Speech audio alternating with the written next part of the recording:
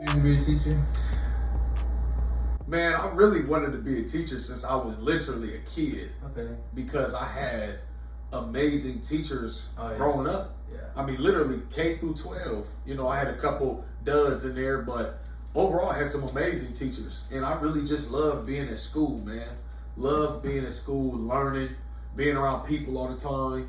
And, you know, just, I don't know, just soaking in that information. And, you know, the way that they, you know, teachers are so nurturing, they look after you outside of the home type deal. And I'm like, man, I want to do that. Right. You know, and then, you know, as you got a little older and, you know, being in middle school, which, you know, is what I teach now, you're going through a lot of changes. Yeah. Physically, mentally, spiritually. I mean, these are 12, 13, 14-year-olds. They're going through a lot. They thinking about a lot of stuff. For sure. And when I was in their age, you know, I had some of my best teachers in my, you know, academic career that really did a lot for me and for my, you know, my homies that were around me. Yeah. So, you know, that kind of solidified it for me, man. I came into Morehead State. I was education track right off the rip. I knew that's what I was gonna do. Initially, I thought it was gonna be elementary. Okay. I found out real fast that, like, you know, the younger kids, that's just not for me. Yeah. You know, and I salute any elementary teacher out there that can do it. Yeah, that's just not me. Different. But, you know, I went into middle school and it fit like a glove, man. Yeah. Fit like a glove. I love it. Okay. I love it, bro. I really do. So that I was reading something the other day. So I have a friend from Alabama who's a teacher, and he's black, and he was talking about the small amount of black male teachers there are, and you're in a town where there's not a lot of black at all. You know what I'm saying? So how's that going for, like, you know what I'm saying? How does that influence how you go about your, you know what I'm saying? Like, how does that impact you? It's very complex. Yeah. It's complex because mainly I know that I'm giving exposure to the you know, the students, of course, and their families at home. I'm giving them exposure to something that I'm sure they probably never had before. Yeah. Being, you know, a person of color, being in this position of teaching them. Also, you know, I'm not from a rural community. Okay. Yeah. You have people of color that live around here.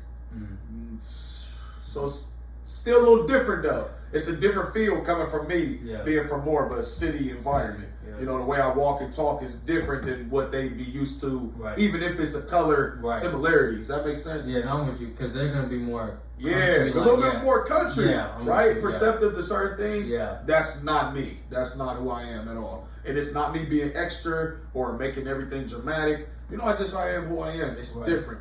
Now, I will say that, you know, on the flip side, the other side of the coin, I've been grateful to be in this community because it's made me as a human being more well-rounded. Okay. When I got here to Morehead, Kentucky, you know, I was young, bro. I mean, I came here, summer 2013. I was 18 years old. I thought in my head, you know, white people don't have it bad. Yeah. Mind you, I'm mixed. Right. Mind you, I'm mixed. You know what I mean? I'm thinking to myself, like, man, white people, they ain't really got it bad like, you know, like black folks do. Right. Then, you living out here, you know, in Appalachia, which a lot of people who don't know, I mean, this is the poorest region in the country. Yeah. Eastern Kentucky, West Virginia, this belt that we in, Appalachian Mountains, this is it, bro. Yeah. This is impoverished area to the max. Yeah, for sure. And you don't know that till you come out here. You don't know unless you come out here. Yeah. You know what I mean? You literally wouldn't. It's crazy some of the stuff I've seen, bro. Going on home visits for the kids. Or, you know, my principal one time just took me on a drive. We just went on a drive, like 3.5 hours. Yeah. They're like, man, I just want you to see what it's like. Yeah. And I'm telling you, like, some of the stuff I've seen out here, bro, you never would see it even in the trenches in the city. You know what I mean? Just the drugs and the homelessness. Yeah. It's crazy. So for me to be out here and experience it as a teacher, because now I'm dealing with these kids that maybe are homeless. I'm dealing with these kids that are products of drugged out parents. It makes you more well-rounded. Yeah, for sure. Completely debunks the theory that I ever had when I first got here. Yeah. Completely debunked it. Yeah. You know what I mean? Now, the problems are still different. You know what I mean? I'm not going to sit on here and say, you know, that white folks have it just as bad as black folks. I'm not going to do that. Yeah. We, you know, different topic, different day. Yeah. But some white folks got it bad. Yeah. For sure. For sure. You know what I mean? Yeah, most for definitely. sure. So it's made me more well-rounded, more perceptive to just any and everybody around me having struggles, for sure. Okay. No question, bro. No question. But, you know, back to the original topic of being a colored educator, man, we need more, black students need more educators that look like them. Yeah. Hispanic students need more educators that look like them. Yeah. That matters. The representation matters. You're more likely to you know, be receptive to somebody that looks like you, that talks like you, right off the rip. Right off the rip, bro. Sure. Some of the, you know, some of our most ill-behaved kids when I arrived here were our kids of color. In my class, no smoke for me. None. No problems. Yeah, that's fine. And I know immediately why that is. Yeah. I know why. Yeah. It's because I look like you. Yeah. I look like your uncle, like your dad. For sure. That's it. That's it. You tired of seeing the same faces every day and knowing like your face doesn't look like the other faces. Yeah. So now you finally see one. And you're Right. like, man, yeah, like it exists. It exists. And I'm coming from a community, and I come, you know, from Columbus. Bro, growing up, I had 3 black principals. I had 2 black superintendents. That's rare. Yeah. That's rare. So not just black teachers, but I had black administrators that was like really the higher ups. Yeah. And my superintendent that was a black woman. So that's like double whammy. Wow.